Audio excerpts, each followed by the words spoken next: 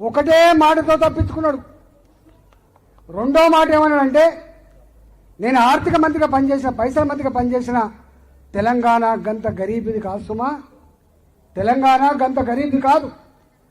చిన్న రాష్ట్రమే అయినా కొత్త రాష్ట్రమే అయినా అన్ని రాష్ట్రాల కంటే కూడా ఇవాళ ఆదాయం ఎక్కువ సంపాదించే రాష్ట్రం తెలంగాణ.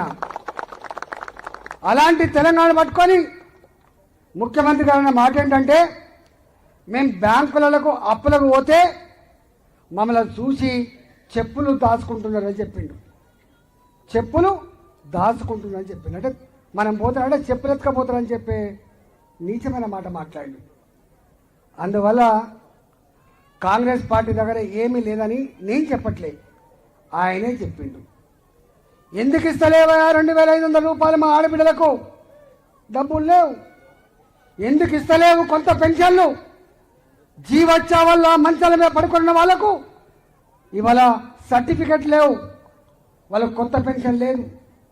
భర్తలు వదిలిపెట్టిన ఒంటరి మహిళకు పెన్షన్ లేదు, భర్తలు చనిపోయిన ఆడపిల్లలకు పెన్షన్ లేదు, 65 సంవత్సరాలు నిండిన వాళ్ళకు పెన్షన్ లేదు.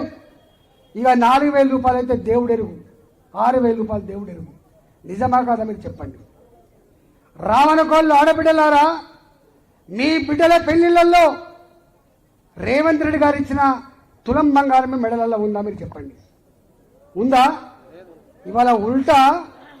ఇవాళ ఉల్టా అంటున్న మాట ఏంటంటే, గింత ధర పెరిగిందండి బిడ్డ బంగారం, ఇక పుస్తక దాడు బంగారం ఉండదు, వెండి మీద పూత పూసుకుందామంటే కూడా వెండి ధర పెరిగిపోయింది, రోల్డ్ గోల్డ్ తప్ప బంగారం మెడలో ఉండే పరిస్థితి లేదన్నమాట. వాస్తవమా కదా మీరు చెప్పండి. పేదవాళ్ళు పెళ్లి చేసుకుందామంటే పుస్తమట్టలు పెట్టాలంటే కూడా సాధ్యం కాని పరిస్థితి ఉన్నమాట. వాస్తవం కదా మీరు ఒకసారి చెప్పండి. అందుకే ఇవాళ ఆ కాంగ్రెస్ పార్టీకి మనం ఓట్లయితే 66 గ్యారంటీలు 66 హామీలు ఇచ్చినటువంటి ప్రభుత్వం మళ్ళీ మన మున్సిపాలిటీని డెవలప్ చేస్తుందా? మళ్ళీ ఏమంటాడు? పైసలు లేవంటాడు. ఇక ఇంకొక ఆయన, నేను అంటలేను సుమా, వాళ్ళ మాటలు ఎప్పుడైనా వినండి. వాళ్ళు తెలిసి అంటున్నారా తెలియక అంటున్నారా? మరి ఇవన్నీ వాటిగా మర్చిపోతారు అనుకుంటున్నారా? మర్చిపోరు, ప్రజలు గుర్తుపెట్టుకోండి, మర్చిపోరు. మా ఎమ్మెల్యే గారు ఉన్నారు, వస్తాడు ఊళ్ళోకి వస్తాడు, అంటాడు. ఏంది అంటే ఏం లేదు, నాగర్ ఏం లేదు. గెలిచిన ఎమ్మెల్యే కొబ్బరికాయ కొట్టాడు, ఓడిపోయిననే ఎమ్మెల్యే అంటాడు. రాను కొల్లలు పోయి ఏమన్నా గుడికి పైసలు ఇస్తావా, జనం రోడ్డుకి పైసలు ఇస్తా అంటే నాకు గవర్నమెంట్ లేదు, నా దగ్గర ఏం లేదు, ఇంకా 3 ఏళ్ళ దగ్గర రాదు. మరి ఏమి అని ఎమ్మెల్యే దగ్గరికి మళ్ళీ కౌన్సిలర్ గెలిపించి ఇస్తే వీళ్ళు అని ఇస్తారా? మరి ఇస్తారా?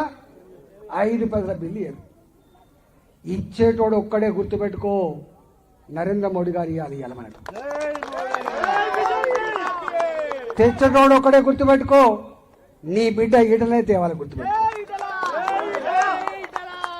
నా నోట్ల నుంచి వెళ్ళి నేను ప్రతిపక్ష పార్టీ ఎంపీనని చెప్పి ఎప్పుడు చెప్పను. నేను ఎంపీని, నేను మలకాయని, 70 లక్షల మంది ప్రజలకు ఎంపీని. ఇక్కడ ఏ పని జరగాలన్నా నా పాత్ర ఉండదని చెప్పి గర్వంగా చెప్పే ఎంపీని ఇక్కడ నేను.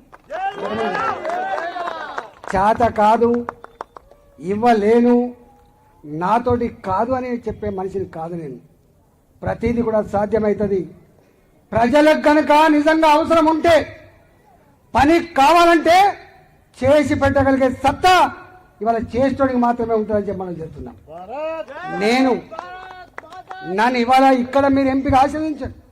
ఎంత గొప్ప ప్రాంతం అంటే, నేను డబ్బులు ఇవ్వలే, దావతులు ఇవ్వలే, వాడగట్టుకు రాలే, అన్ని ఊర్లకు రాలే, ఒకటే ఒక మాట మీద గెలిపించిండ్రు. ఈటలన మా బిడ్డ గెలిపిస్తాం. ఈటలన తెలంగాణ ఉద్యమ బిడ్డ ఈటల 14 ఏళ్ళు ఎక్కడ తిన్నాడో, ఎక్కడ పడుకున్నాడో, ఎన్ని శవాలు మోసిండో, ఎంతమంది కడుపుల కన్న కోత నీళ్ళని కనేం తుడిచిండో ఆ ఈటల బిడ్డ 14 ఏళ్ళు మేము చూసినాం. తెలంగాణ వచ్చిన తర్వాత మొట్టమొదటి పైసల మంత్రి నేనే. మొట్టమొదటి పైసల మంత్రి నేనే. రెండవసారి అధికారం వస్తే ప్రపంచమంతా కన్నీళ్లు పెడుతున్నప్పుడు, ఏ ఇంట్లో వస్తుందో కరోనా, ఎవరిని ఎత్తుకపోతుందని చెప్పి బిక్కబిక్కమంటూ బతుకుతున్నప్పుడు, నేనప్పుడు